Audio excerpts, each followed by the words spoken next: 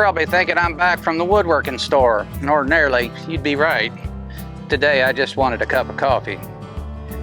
We're going to start the drawer boxes. We got some milling to do, some final dimension, hopefully to get to some dovetailing and maybe even some assembly. But none of this is going to start out here. I'll see you inside.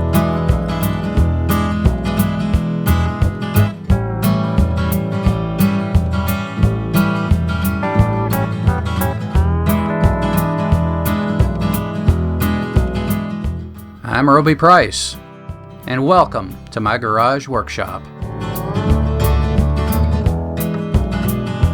In this series, we're building a Spalted Pecan dresser. Drawer Boxes, Part 1.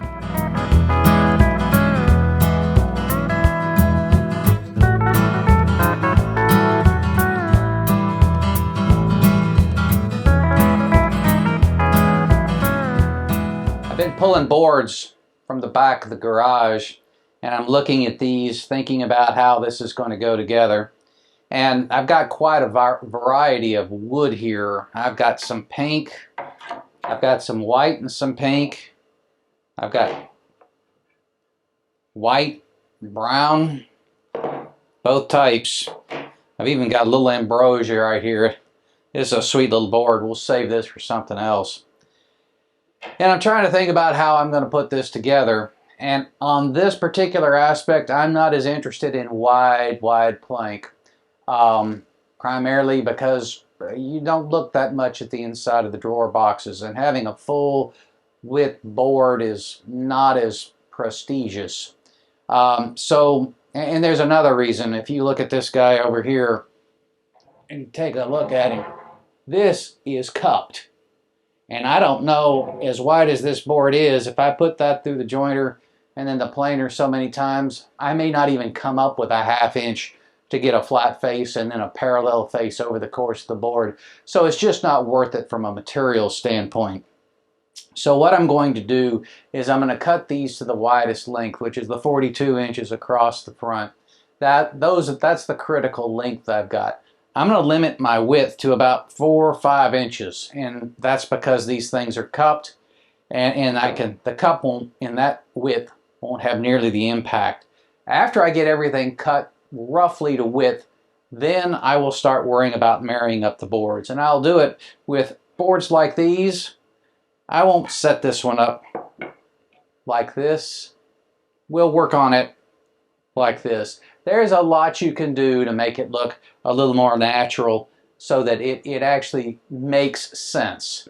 And that's how we'll approach this. So first step is to start cutting boards to width. I'm going to make sure that I have enough for across these drawer fronts and drawer backs plus a couple. Then I'll start working on the sides and the center divides plus a couple. And after we are satisfied that we have enough wood to move forward, and we should, then we'll start taking it to the jointer and the planer and the table saw and try to get first dimension on these and then let it relax. I usually drop about 2, maybe 3 inches off the end of a board to avoid the checks, and that's what you're seeing there with the end of the tape measure. This was going to be a complete overdub, but the explanation of how to use a chop saw with a cupped or warped board was too good to lose. Now, because this is going to pinch and cup, I'm going to come down in a series of chop cuts. You're going to see this number right here, and that's to make sure that it doesn't pinch the blade right there.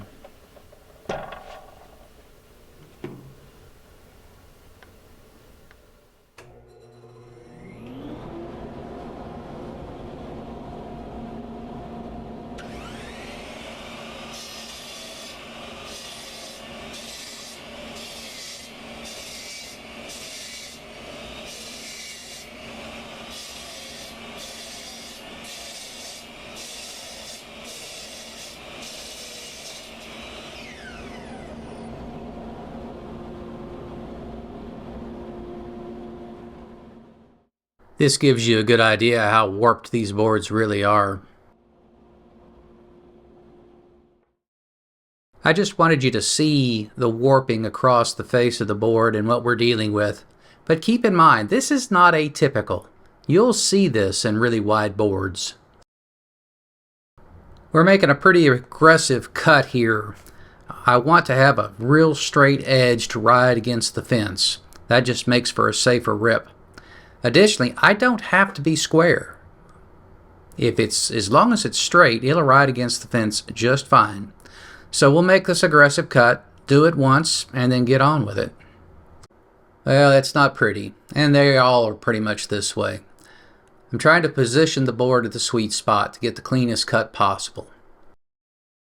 Also note that the cup is up.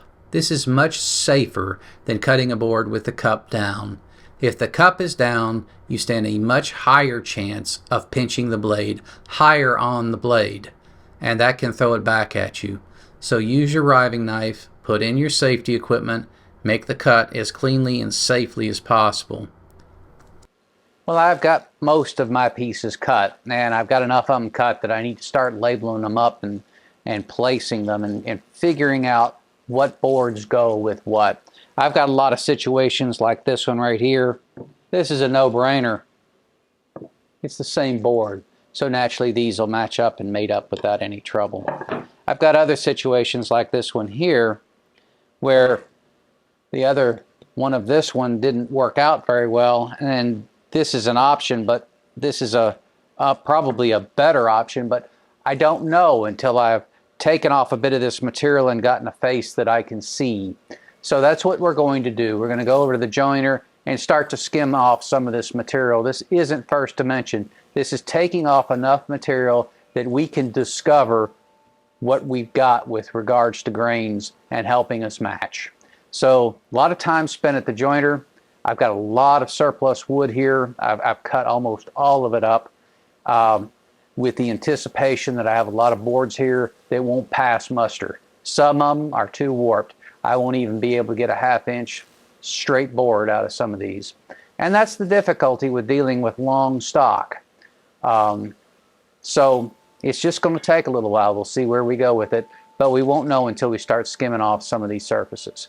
So let's go to the joiner and get ourselves at least a look-see at the material we have in front of us. These are all my planks for the drawer boxes. This includes both sides, front and back, and the center divide. In the case of these two top drawers, there will be no center divide. It seems like a lot of wood, but that's the whole point. There's probably more wood in these drawer boxes than there is in the chest itself. And I promise you, I went through a lot of planks to get this. Now, I did go to the joiner, as I said I would, and I did plane off enough of these surfaces to start to get a feel for how to match them up. And where I had one board where I cut it into two, and of course that is to preserve material, then I put those boards back together again. The rest was just a matching process, taking into account grain, the hue of the wood, trying to get as close as I could. And there's some cases it's just not going to be perfect, and that's okay, because that's usually in the boards that are on the lower drawers, and those are going to be made up of multiple planks anyway. So now the next step is to take it to the joiner and get a completely flat face, and then to the planer, and we will dimension it to first dimension, which is not 1/2 inch. 1/2 inch is going to be the final thickness. We want to take it to about 5/8, maybe a little less, and then put it back in the bookcase and let it relax. At this point, I've finished the jointing, and I'm starting the planing process. And as you can see, I've got quite a lot of chips. The reason for this is the spiral head cutters on the planer and the jointer. They produce a very wispy chip, more like a shaving, and that takes up a whole lot more room in the can. I think the trade-off is worth it. The cut is impeccable with these spiral heads. No chip out, no tear out, and a good clean face.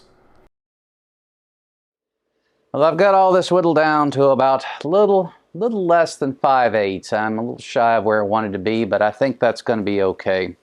The next step is start to build up panels, and we'll start with the two small drawers first and then move our way into the bigger drawers. I don't have enough clamps to do all of these at the same time, and that's kind of a first for me. So we'll be doing these in stages. After we get the panels glued up, we'll be at the drum sander, and we'll be sanding these things to a flat surface, and that's where that piece of equipment really shines, is on the large panels. And after that, it's time to get out that dovetailing jig and start making dovetails to form up boxes. Well, before I can glue up my panels, I need to put a good square edge on these mating surfaces, and that's what the joiner's good at. And even though I have adjusted the fence and it is square, or at least it appears square, I know that it's not perfect. Nothing's ever perfect. So what I will do is, if this is the orientation of the surface, I will put this side against the fence and this side against the fence, and whatever angle offset there is will cancel each other out.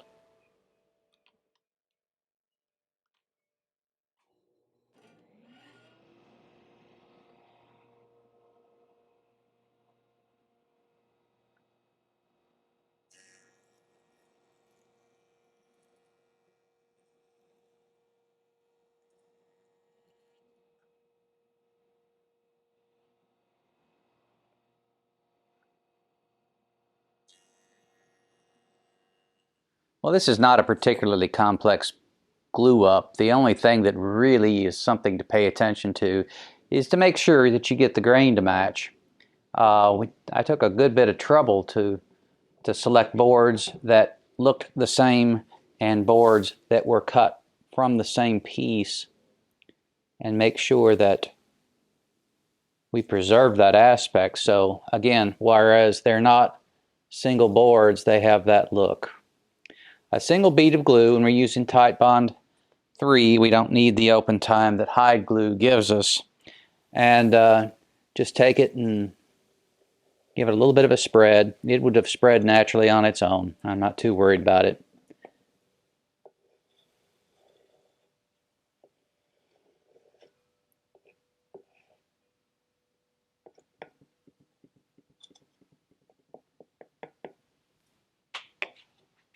In about an hour, it helps if you have smaller clamps.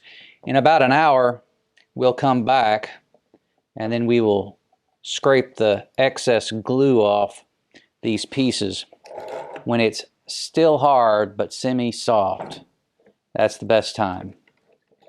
Well, we're glued up, and this is the last of the panels. The other panels, they sat for 2 hours, and I used a scraper to take off the excess glue while it was still soft. This particular panel was my last one. It sat overnight, and the glue is much harder. As a matter of fact, it's probably a little brittle.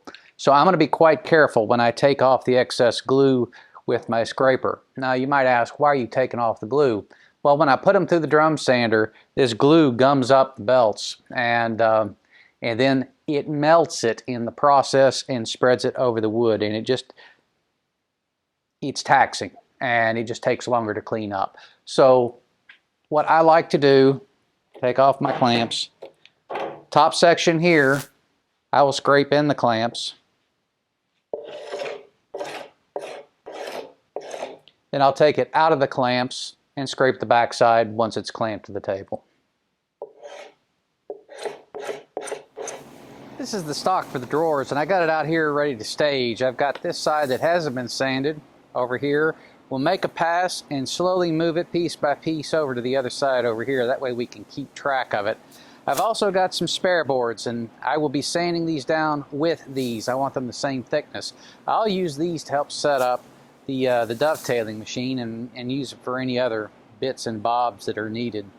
If you hear a buzz in the background, that's a fan I've got going on full blast. It was a cold night last night. I'm trying to keep the rust off the power tools. Welcome to Houston. We've got a new piece of equipment shop. It's not a big piece and you can't see it. It's a microphone. You may have noticed that some of the videos had a bit of hiss in there, and we've been battling this thing for a while now, and we finally decided that maybe a new microphone was warranted. So there you have it. Hopefully going forward we'll have a little better sound quality. Getting back to woodworking. Our drawer stock is out of the drum sander, and we've got a good, clean, flat finish on all of it, albeit at 100 grit. And I'll be honest with you, when you run your hands across it against the grain, and we were going this way, you can feel it. And when you mark it up with a pencil, you can see it. It is really thick. So we've got to knock this stuff down. I've got my random orbital sander over here with 100 grit on it, and we will do everything at 100 grit and then step it up to 120, 150, and 220. There are an awful lot of panels to sand, and I think that'll probably finish out the day. We'll be dovetailing boxes tomorrow, so I hope you join us in Roby's Garage Workshop.